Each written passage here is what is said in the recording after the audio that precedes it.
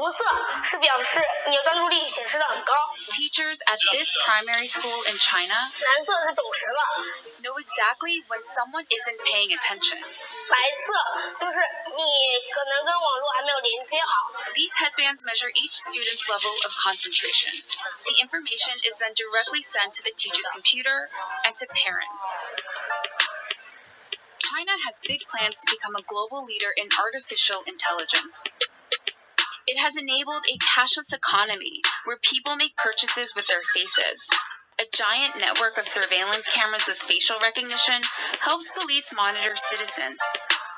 Meanwhile, some schools offer glimpses of what the future of high-tech education in the country might look like. Classrooms have robots that analyze students' health and engagement levels. Students wear uniforms with chips that track their locations. There are even surveillance cameras that monitor how often students check their phones or yawn during classes. These gadgets have alarmed Chinese netizens. But schools say it wasn't hard for them getting parental consent to enroll kids into what is one of the world's largest experiments in AI education. A program that's supposed to boost students' grades while also feeding powerful algorithms. 为了就是国家的这个研究呀、发展呀，我觉得是没有问题。The government has poured billions of dollars into the project, bringing together tech giants, startups, and schools. We got exclusive access to a primary school a few hours outside of Shanghai. To see firsthand how AI tech is being used in the classroom. For this 5th grade class, the day begins with putting on a brainwave sensing gadget. Students then practice meditating.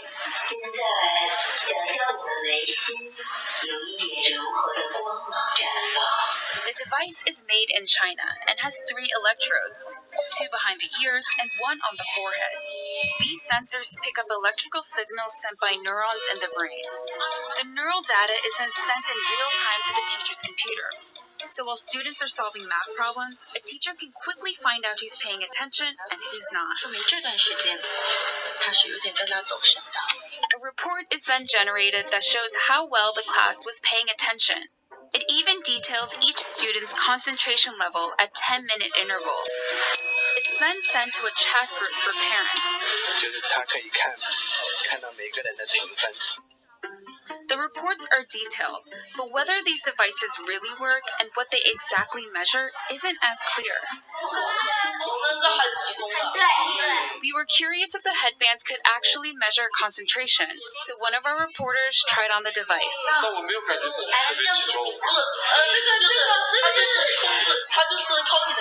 This is a new technology with still fairly little research behind it. Theodore Zanto is a neuroscientist at the University of California, San Francisco.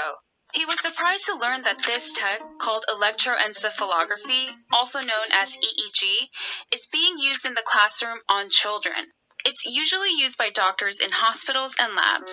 EEG is very susceptible to artifacts, and so if you are itchy or just a little fidgety, or the EEG wasn't set up properly so that the electrodes didn't have a good contact, affects the signal. Despite the chances for false readings, teachers told us the headbands have forced students to become more disciplined. 上课回答我的问题，就是他们的声音会比平常更响亮。Teachers say the students now pay better attention during class, and that has made them study harder and achieve higher scores. 上课认真听讲，作业做的基本上是全对的。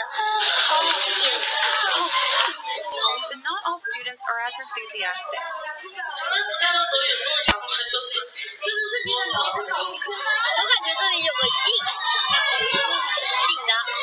This 5th grader, whom we caught dozing off in class, told us his parents punish him for low attention scores. And that kind of data adds a new kind of pressure for students.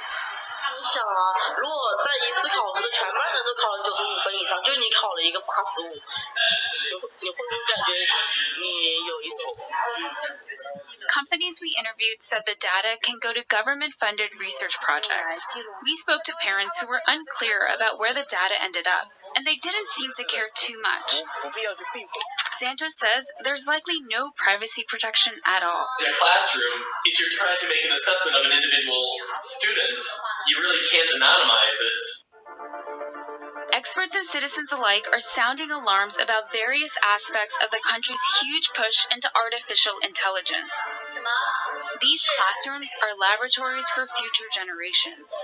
And while these new tools may potentially help some 200 million students raise their grades, just how this all works out won't be apparent until they become adult citizens.